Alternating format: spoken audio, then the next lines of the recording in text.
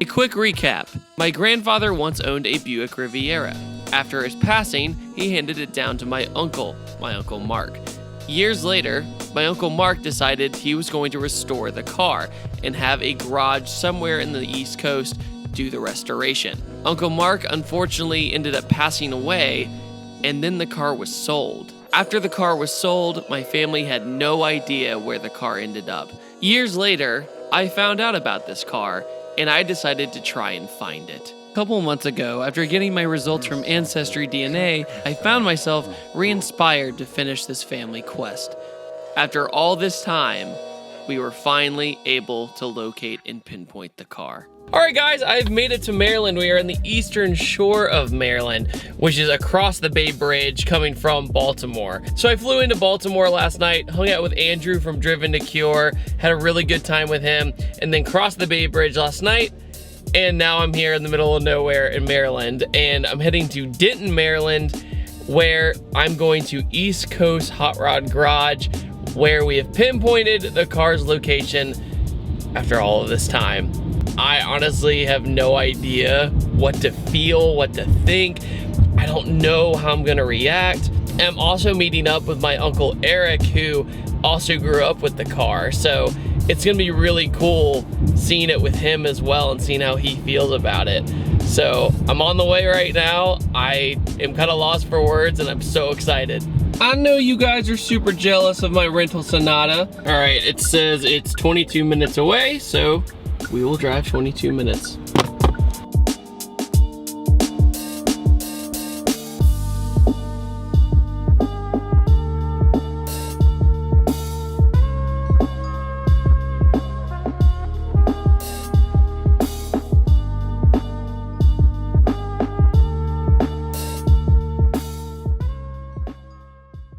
Made it to Maryland. This is my Uncle Eric. You might remember him when I drove his S2000 and the 435. Wow, can't even talk. 435i, and we made it to East Coast Hot Rod Garage. I don't even think they know we're here yet. So, I don't know what to feel. How does this feel for you? This is very interesting for me. This is full circle for this car, no doubt. It's a car that your grandpa bought right before I was born in 1965. It was our family car. We had there were six of us in a 4-passenger car for many, many so you're years. just like, yes. Because is it basically 2 bench seats in there? No, it's two bucket seats in the front, and you essentially have 2 buckets in the back as well. You're just stuffing yourself with a hard center in the middle. So your mom sat behind your grandma. Okay. Your Aunt Debbie sat in between. Uncle Mark sat in the back behind Dad, and I sat on the console. They literally just held me on the console. Yes. So. But that's what you did. You had to get around. Exactly. So, what year is this one in particular? This is a 1963. It's the first year for the movie. So it's the 63 and 64 looked about the same. Okay. 65 had the hidden headlights and the cornering lamps. It was like the land yacht that just kept going. Yes. So you know a little bit of the history of the car, right? As far as for General Motors, as far as what it was originally designed to be a Cadillac. Which makes perfect sense. When you look at it, it looks like it. Right. And so they took the car. Cadillac basically said we wanted to go a different direction. And so if you remember, the Eldorado came out in '67. So Buick took the car and did really well with it in 1960. Well, that's when Buick was still cool. Right. You know, it's not so much old person car. Right. And now it's like, so the brand is just in a weird place now. But now it was like, then you had the Grand National later, and you had everything else. So, okay, I think we're gonna go inside. There it is.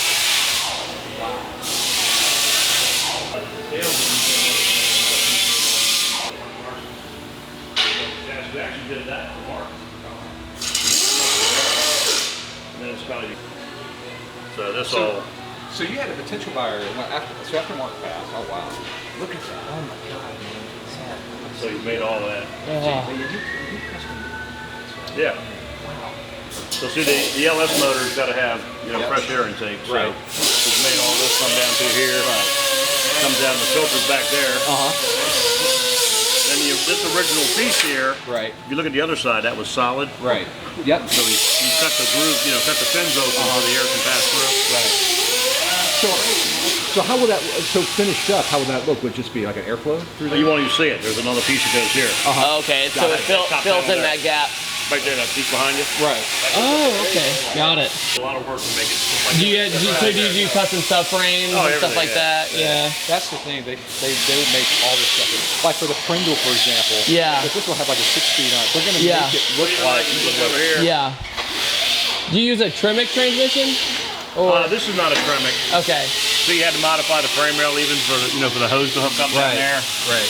And then he curved this for the overflow bottle. Wow. Oh yeah. All the AC lines are going to come out behind the fender. Yeah. Oh, so it's gonna be wire tucked basically. Yeah, so they go through there. Then they come out here and go to the AC compressor. First impression? I'm so glad you came up too. It's just phenomenal. Yeah. This is, I mean, yeah, to do something like this for such a car that I grew up with. Yeah. Remember? And it's transformed now. Right. It's a new life for the car. Did you see how the back sits with the new wheel and Yes, tire setup? I know. That's amazing. Look at this. That is phenomenal. A little bit different from how you grew up with it, right? Much definitely.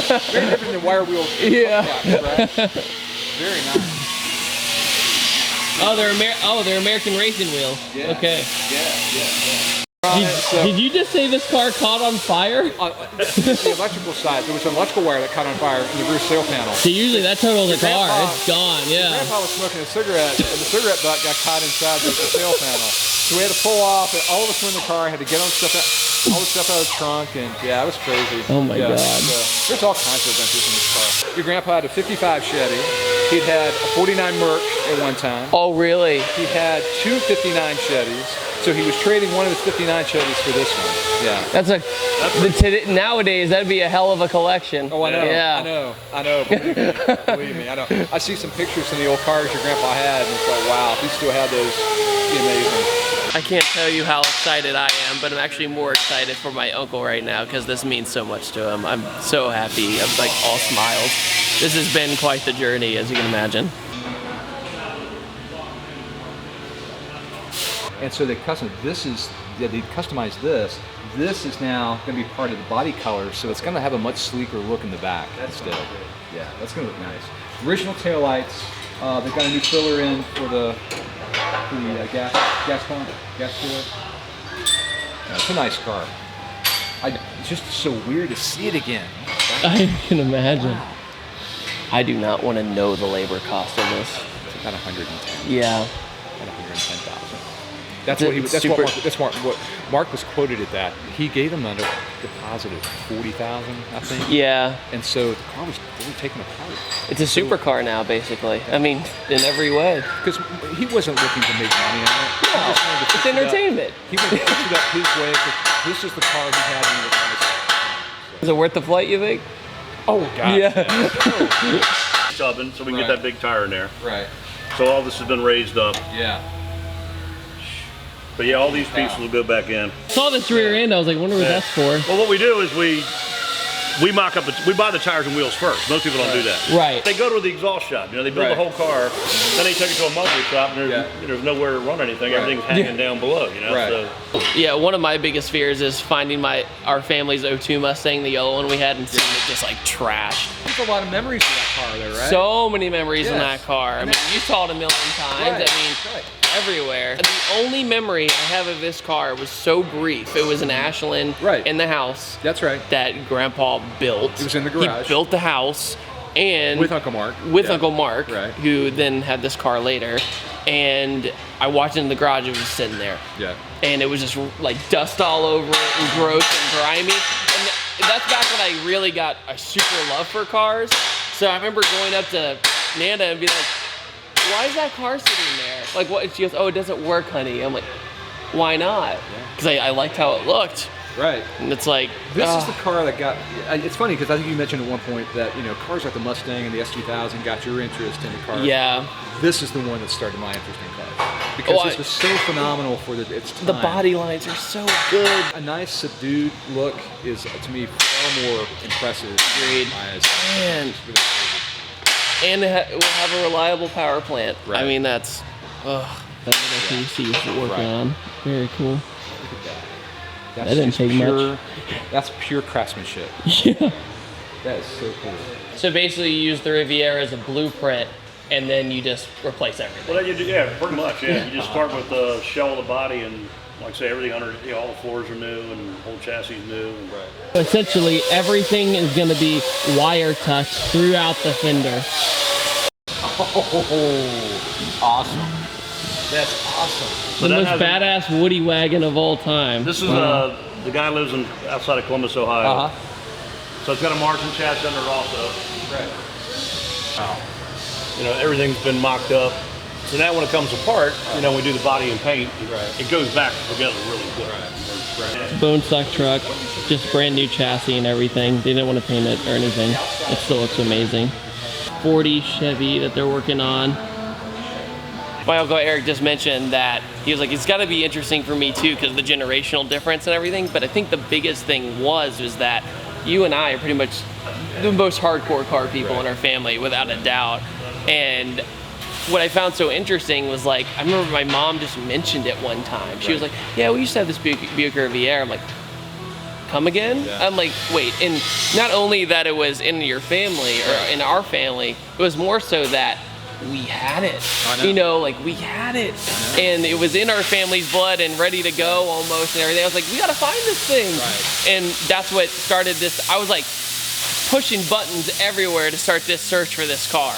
And next thing you know, it's at the same place it started. So I can't believe how lucky we were to find this thing. You know, I cannot believe it. It would be great to have kept in the family. You know, things happen, but it's so nice to know that it's in good hands. It's in great hands. It's in awesome hands, and it's going to go to a really proud owner someday. So. I hope he's proud. He should be proud, because the work they do here at East Coast is incredible. Yes, and they're all hand-picked cars. Very impressive. Very impressive work.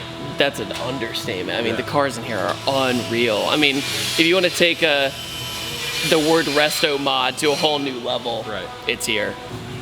Look how new everything is. Wow, it's a new car.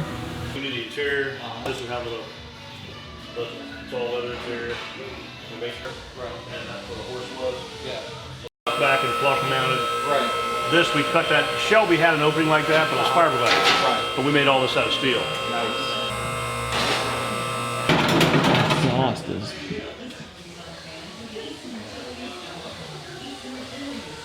A curved license plate. This is so awesome.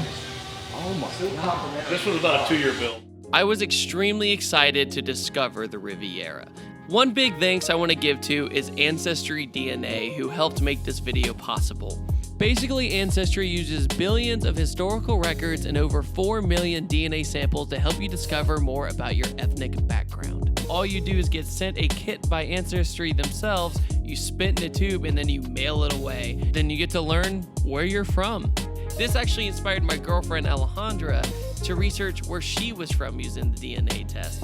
So in order to make this fun, I drove Alejandra around to 3 restaurants, but only 2 were the majority of her DNA results, which she hadn't found out yet. For each restaurant we went to, what were the countries associated?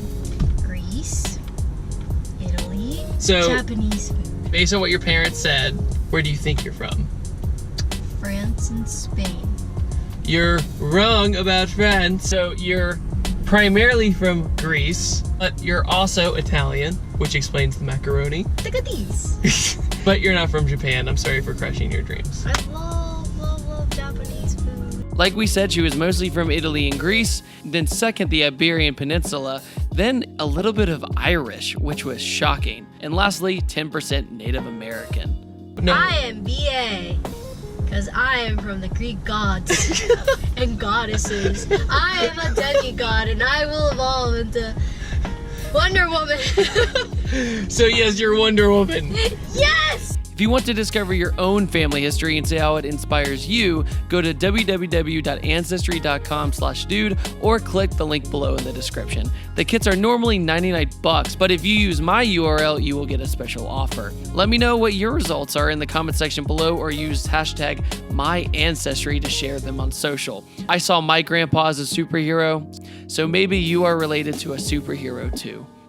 Finding the Riviera was a life-changing experience. It really does show that a car can go through a massive journey. East Coast Hot Rod Garage does some amazing work, and that's an understatement. After all this time, the search was definitely worth it. Thank you all so much for going on this journey with me to find this Buick Riviera. It means so much. Don't forget to subscribe and have a fan-freaking-tastic day.